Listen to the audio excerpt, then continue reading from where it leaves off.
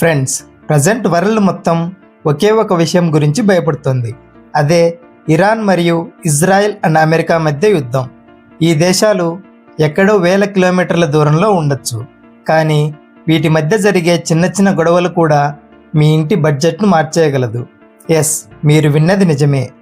ఈ యుద్ధం వలన మన దేశానికి, ముఖ్యంగా సామాన్య భారతీయునికి కలగబోయే ఆర్థిక నష్టాలేంటి, అలాగే పెట్రోల్ రేట్లు మరియు గ్యాస్ రేట్లు ఎంతవరకు పెరగబోతున్నాయి, వీటి వలన మన సామాన్యులపై ఎంత భారం పడుతుందో ఈ వీడియోలో బ్రీఫ్గా ఎక్స్ప్లెయిన్ చేశాను. వీడియోని ఎండ్ వరకు చూడండి. ఫ్రెండ్స్, నా పేరు రాజ్, మీరు చూస్తున్నారు ఫిన్నోవేషన్ తెలుగు యూట్యూబ్ ఛానల్. మీరు కనుక మన ఛానల్ని ఫస్ట్ టైం చూస్తున్నట్లయితే ఛానల్ సబ్స్క్రైబ్ చేయండి. ఫ్రెండ్స్, ఈ యుద్ధం వలన మెయిన్గా ఎఫెక్ట్ అయ్యేది పెట్రోల్ అండ్ డీజిల్ ప్రైజెస్. ఎందుకంటే ఇండియాకి కావాల్సిన క్రూడ్ ఆయిల్లో దాదాపు 80% వరకు మనం ఇంపోర్ట్ చేసుకుంటాం.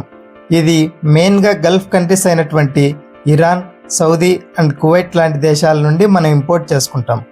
ఈ యుద్ధం కనుక ఇప్పట్లో ఆగకపోతే క్రూడ్ ఆయిల్ ప్రైజెస్ ఆకాశాన్ని అంటుతాయి. ఫ్రెండ్స్, మనం డైలీ 5 మిలియన్ బ్యారెల్స్ క్రూడ్ ఆయిల్ని ఇంపోర్ట్ చేసుకుంటున్నాం. ఈ యుద్ధం వలన క్రూడ్ ఆయిల్ ప్రైస్ ఒక బ్యారెల్కి $10 పెరిగినా కూడా అదనంగా ఒక రోజుకి $50 మిలియన్, అంటే సుమారు దాదాపు 420 కోట్ల రూపాయల భారం మన ఇండియన్స్ మీద నేరుగా పడబోతుంది. దీంతో పెట్రోల్ అండ్ డీజిల్ రేట్లు పెరుగుతాయి. దానివలన ట్రాన్స్పోర్టేషన్ కాస్ట్ పెరిగి ఇన్ఫ్లేషన్ కూడా పెరుగుతుంది. దీంతో పప్పులు, కూరగాయలు లాంటి నిత్యావసరాల ధరలు పెరిగిపోతాయి. ఇవి సామాన్యులకి పెద్ద భారంగా మారబోతుంది. Next, strait of Hormuz. Friends, ఇప్పుడు మీరు స్క్రీన్ మీద చూస్తున్న ఈ రూట్నే స్ట్రైట్ ఆఫ్ హార్మోజ్ అని అంటారు. ప్రపంచంలోని 20% క్రూడ్ ఆయిల్ ఈ మార్గం ద్వారానే ట్రాన్స్పోర్టేషన్ జరుగుతుంది. ఇప్పుడు ఇరాన్ దీన్ని మూసేసింది. దీంతో ఇండియాకు వచ్చే crude oil and gas supply నిలిచిపోయింది. ఫ్రెండ్స్, ఈ స్ట్రైట్ ఆఫ్ హార్మోజ్ గుండా ఇండియా ఏటా $90 బిలియన్ ట్రేడ్ చేస్తుంది. ఈ రూట్ గుండా ఇండియా రోజుకి $200 మిలియన్ విలువైన coffee products and petroleum products, అలాగే ఇంజనీరింగ్ ప్రోడక్ట్స్ని ఎక్స్పోర్ట్ చేస్తుంది.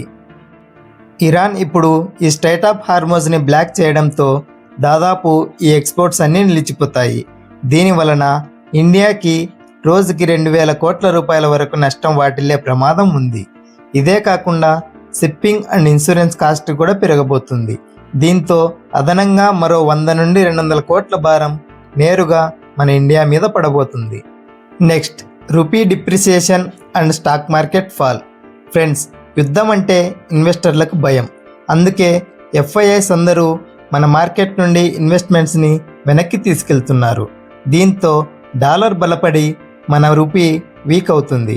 అప్పుడు మనం చేసే ప్రతి ఇంపోర్ట్ కాస్ట్లీగా మారుతుంది. దాని వలన మన దేశ కరెంట్ అకౌంట్ డెఫిసిట్ పెరుగుతుంది. ఫ్రెండ్స్, చాలామందికి డౌట్ ఉంటుంది, కరెంట్ అకౌంట్ డెఫిసిట్ అంటే ఏంటి అని. సింపుల్గా ఎక్స్ప్లెయిన్ చేస్తాను చూడండి.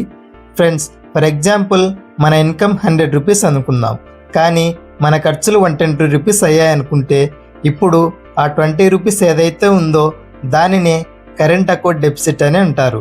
దానికి మెయిన్ రీజన్స్ మనం చేసే crude oil and gold imports, అంతేకాకుండా మన ఎక్స్పోర్ట్స్ కూడా తగ్గిపోయాయి.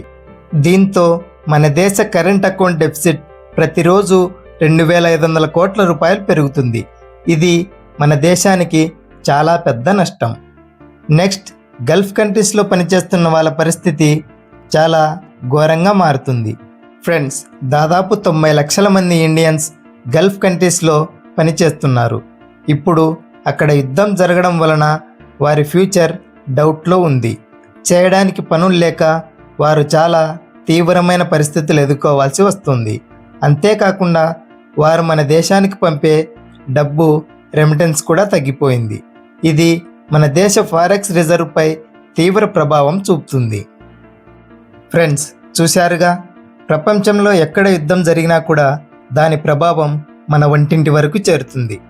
ఇప్పటికే మన ప్రభుత్వం రష్యా లాంటి ప్రత్యామ్నాయ దేశాల నుండి క్రూడ్ ఆయిల్ని ఇంపోర్ట్ చేసుకోవడానికి ప్రయత్నాలు చేస్తుంది. కానీ పరిస్థితి తీవ్రతరమైతే భారత్కి ఆర్థికంగా సవాళ్లు తప్పవు. ఫ్రెండ్స్, మీకేమనిపిస్తుంది? ఈ యుద్ధం వలన మన దేశంపై ఇంకా ఎలాంటి ప్రభావం ఉండవచ్చు అనుకుంటున్నారు? కింద కామెంట్ సెక్షన్లో తెలియజేయండి. అలాగే ఇలాంటి మరిన్ని ఇన్ఫర్మేటివ్ వీడియోల కోసం మన ఫిన్నోవేషన్ తెలుగు యూట్యూబ్ ఛానల్ సబ్స్క్రైబ్ చేయండి. మరొక ఇంట్రెస్టింగ్ టాపిక్తో మళ్ళీ మీ ముందుంటాను. అంతవరకు సెలవు. Thank you.